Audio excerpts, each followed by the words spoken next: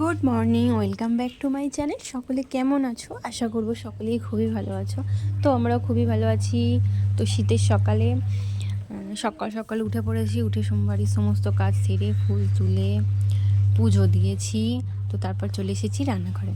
তো যেটা আসতেই হবে অবশ্যই। তো আজকে হবে চিকেন। তো আমার সোনামায়ের জন্য আলাদা করে আমি বানাবো চিকেন স্টু। তো ও খেতে পারে না, ঝাল চিকেন খেতে পারে না। তো সেই জন্য ওর জন্য আলাদা করে বানাতে হয়। তো চিকেন স্টো করার জন্য সব রকম সবজি দিয়েছি, এক পিস চিকেন নিয়ে দিয়েছি। তো তার মধ্যে একটু টমেটো, পেঁয়াজ সব কিছু দিয়ে, তো একটু বাটারে একটু তেল মিশিয়ে ভেজে আর বসিয়ে দেবো। আর 2 থেকে 3টে সিটি নেওয়া হলেই আমি নামিয়ে নেব। তো তারপর দেখো এখানে বসিয়ে দিয়েছি।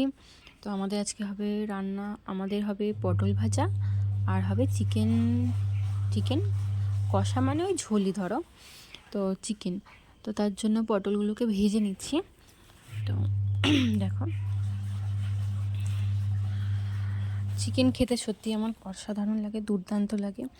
আর শীতের দিনে এত রকমের সবজি পাওয়া যায়, তো ফুলকপি সব কিছু মানে খেতে অসাধারণ লাগে। তো শীতের দিনেই সব রকম সবজি খেয়ে খাওয়ার মজাটাই আলাদা, তাই না? তো দেখো পটলটা ভেজে নিয়েছি, তারপর ভাজছি আলু, মাংসর জন্য আলু ভেজে নিচ্ছি। তো সোনামা এখনও ঘুমাচ্ছে, ও একটু দেরিতেই ওঠে।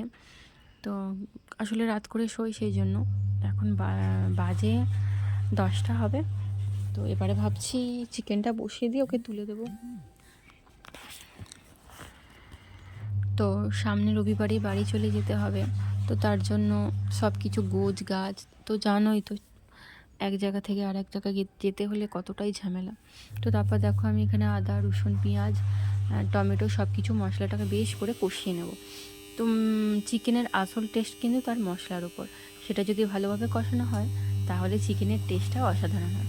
তারপর দেখো আমি এখানে চিকেনটা কষিয়ে নিচ্ছি, আলুটা পরে দেব। তো তারপর দেখো খাওয়া দাওয়া সেরে সব কিছু করে তো আমরা চলে এসেছি, মানে মা বানাচ্ছে। তো এখানে বানাচ্ছে ছানার জিলিপি। তো আমাদের কি একটু সমস্যা হয়েছে জানো, তো আমাদের না হঠাৎ করে ফ্রিজটা খারাপ হয়ে গেছে। তো তার জন্য ফ্রিজে ছিল 2 প্যাকেট দুধ।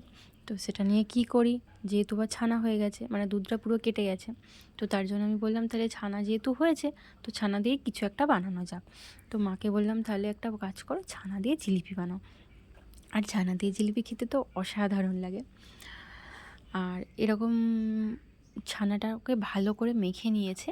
তো তার মধ্যে দিয়েছে বেকিং সোডা আর দিয়েছে অল্প সামান্য ময়দা।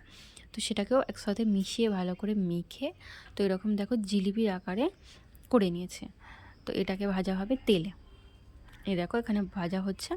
তো একদম একদম লো ফ্লেমে রাখতে হবে আঁচটা, না হলে লাল হয়ে যাবে আর ভিতর থেকে কাঁচা রয়ে যাবে।